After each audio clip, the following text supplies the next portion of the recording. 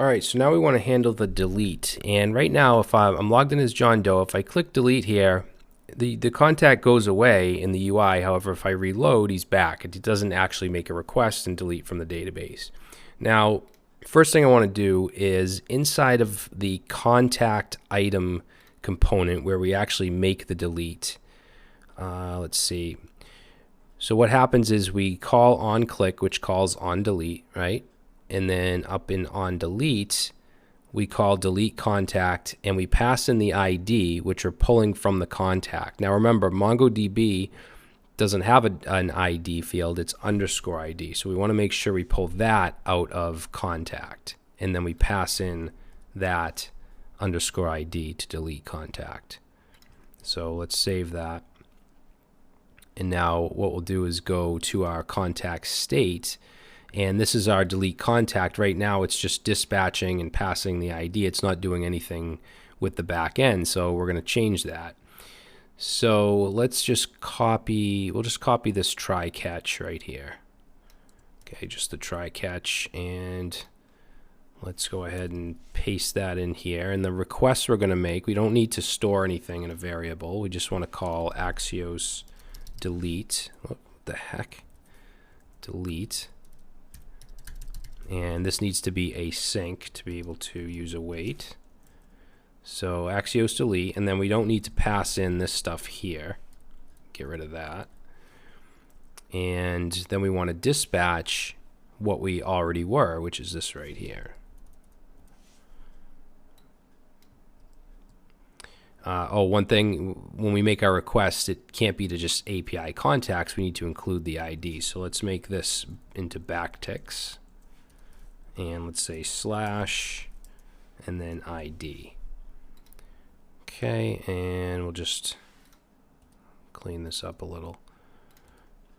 And then we'll just do our contact error if something goes wrong. So let's save that, and then let's go into our reducer. And the only thing we have to change here is where it's looking at contact.id, we want to change this to underscore ID.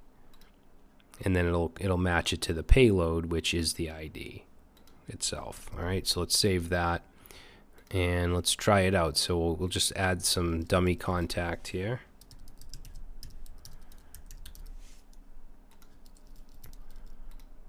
Okay, so we add the contact. Let's just reload. And I'll switch that. I'll fix that ordering in a second, but let's see if we can delete. Okay, so it got deleted. Let's reload, and it's still gone. Good. Now, as for that ordering, when I first added it, it got added to the bottom, and when I reloaded, it went to the top.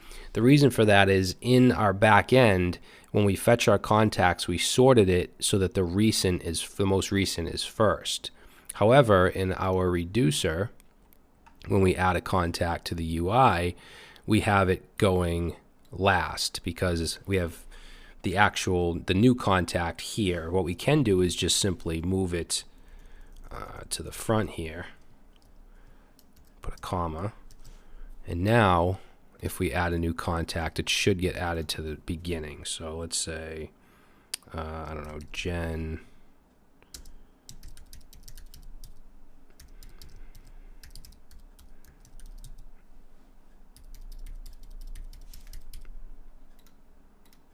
Okay, so now you can see that she got added at the beginning here, the top, and if I reload, still at the top. So we can now fetch and see our contacts. We can add them. We can delete them. As far as filtering goes, that works because that's all in the UI, and we already did that. That has nothing to do with I didn't mean to write Jews, but that has nothing to do with the back end, so that's fine, the filtering. I think the last thing we need to really do here that involves the back end API is the update. So you hit edit, and we want to be able to click update and have it update on the server. I mean, right now, if I put a 1 here and I click update, it will here, but you see things get messed up. The other contact actually just disappeared. So we need to fix that. We're going to do that in the next video.